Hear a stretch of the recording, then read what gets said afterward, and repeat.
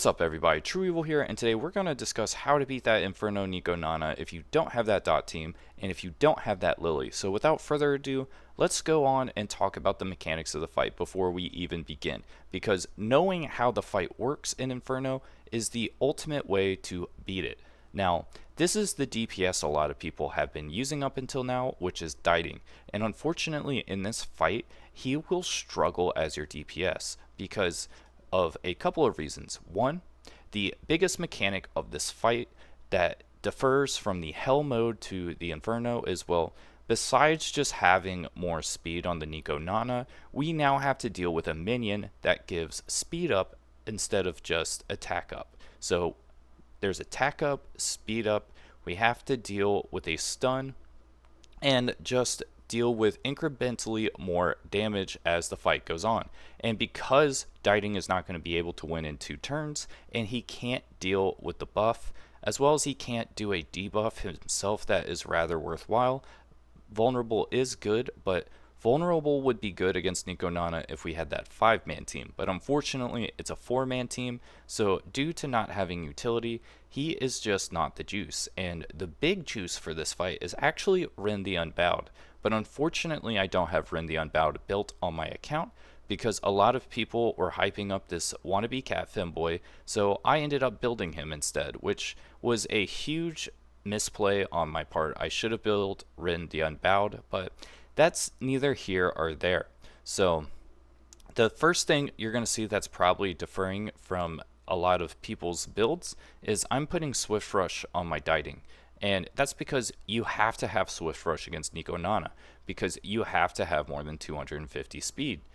But we don't have 250 speed, right? So how do we deal with that? Well, we're going to deal with that by doing speed down. And the best person for doing that is going to be Viper. Viper is going to be laying down that speed down, and not only that, but he's going to be able to dispel that stupid speed up buff. So he is absolutely essential in this fight, and we're going to opt to put Bramble on him just so he can counterattack a little bit more. Now, since we're not using Dieting, we are going to be using Holden, because Holden has a Dispel on his skill 3, and he's just generally the best character for winning at this video game right now. Unfortunately, as you can see, my shell is Unbreakable Strive, and although I do recommend Unbreakable Strive on Holden, and it is the best way to absolutely destroy people in PvP, it's not going to cut it in this fight because, well, there's no Swift Rush, and you have to have 12 Swift Rush if you're going to deal damage to NicoNana. And unfortunately, there's only 2 ways I can go about this. One is I could give him my Dieting set with this 12 Swift Rush and 12 Kenai and use this to beat NicoNana. And the unfortunate reality is well, he needs defense, and those sets are just not going to give him the defense he really wants. So what we're going to do is actually do an L move, which is, even though this shell is amazing, and I don't think I'll ever get a 3 Unbreakable 2 Strive ever again, what we're going to do is imprint a horrible shell, which I don't even think I have the 3 Unbreakable 3 Swift Rush, because I've been trying to get that since I unlocked NicoNana, and unfortunately, that shell just doesn't exist for me. So although this is not the shell I want, it is absolutely dreadful. I want 3 Unbreakables, 3 Swift Rush, and then Coloss Guard later on, but the unfortunate reality is we just don't have that juice right now. So we're going to opt for this, and we want 12 Swift Rush, 8 Unbreakable, I believe. We'll see if 12 Unbreakable, 8 Swift Rush can work, but I think you just have to have it like 12 Swift Rush. So I'm going to imprint this now, and it's going to be a little sad, so give me a sec. I don't think I've ever seen something so sad. Having something so beautiful, so pure, and then having to do this. Oh God. Now, when the fight begins, what you're going to want to do is start it off on a manual fight. And that is because if you do auto, both Holden and Viper are going to end up using the D-spells. And what you want to do here is you want to do this turn meter like this. And what this will end up doing is make it so when the buff minion actually pops off, that you don't have to really worry about anything happening, which is now. And here we dispel that, get that speed out of here. Oh god. Actually, you know, sometimes when life gives you lemons, you try to make lemonade, but then it ends up being tapioca pudding like, and not good, which is that speed up right there. So this might be rough. So,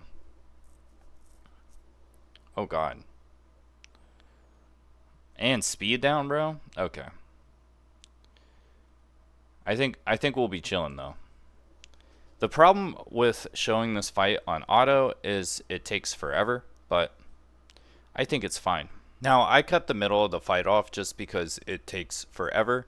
Basically, what ends up happening is once you have the speed down on him and defense down, you actually start doing damage. But the unfortunate reality is that the one minion is just giving the speed up a little too consistently, which just makes this take absolutely forever. But as you can see there, you can just deal a whole lot of damage when it has that speed up, and it makes it rather easy. Now, we're going to do this fight again and see if taking the minion out that gives the speed up actually makes this fight easy. So let's do that again. And as you can see, I got to move my camera here. This takes a long time. It takes 7 minutes to do it on auto with this setup. So let's see what happens if we kill the minion instead of letting it live and just give speed up for forever. Because what makes this fight actually hard is the speed up. So maybe taking that minion out will just make the fight actually last longer, because then we'll actually be able to do damage to the files. Now let's do it again and take out that minion and see what happens if we focus that.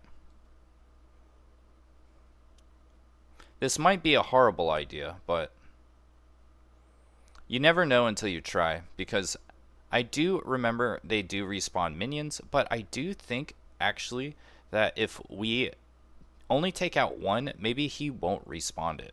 So I tried doing damage to the minion first and seeing if taking that out will actually make this fight quicker, but just because of how much HP the minion has, that sort of seems to not be an option, which is a little unfortunate because, well, I would rather this fight not take forever.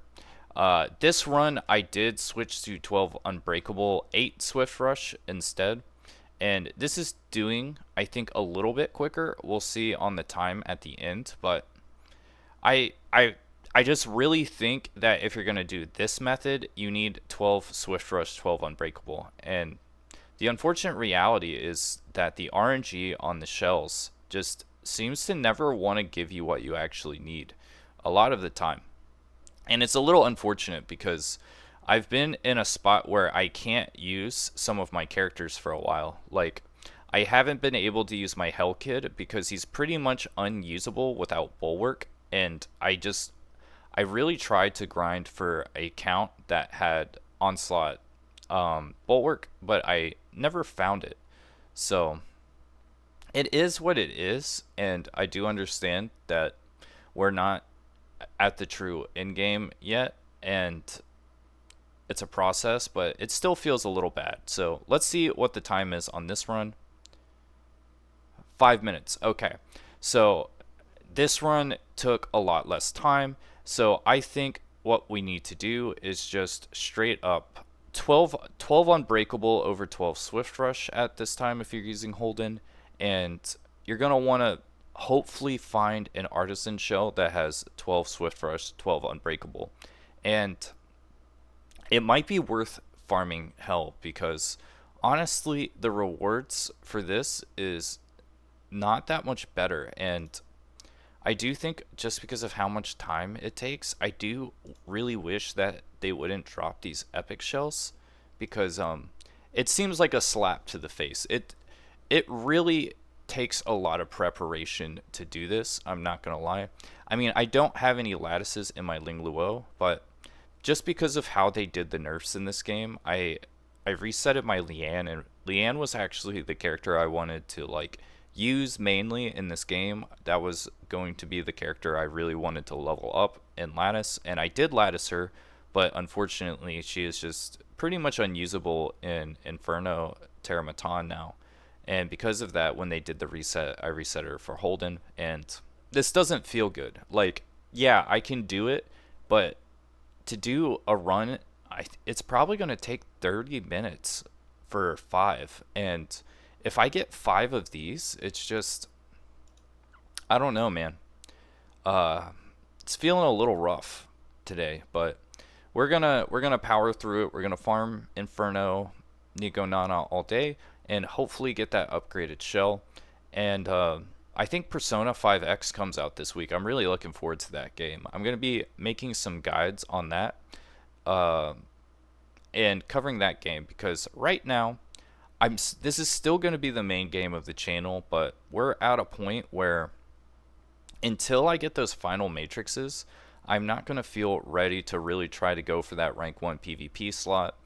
You know, I'm sitting between like 90 and 120 right now, which feels a little mid for RTA, but the RNG right now is just not in my favor. And although I really enjoyed this game, we need to face the reality that the grind is going to be pretty intense for at least a week or two. So yeah, I really love this game. We're still going to cover it. I'm still going to do all the Inferno shell boss guides, and we're going to hopefully be getting into those PvP guides very soon. But man, I really hope they fix these drop rates. I hope they do something, because people are complaining, but I don't think people are complaining about the right things, right? It's not that it's too difficult. Like, yeah, you'll struggle for maybe a couple days to be able to do this.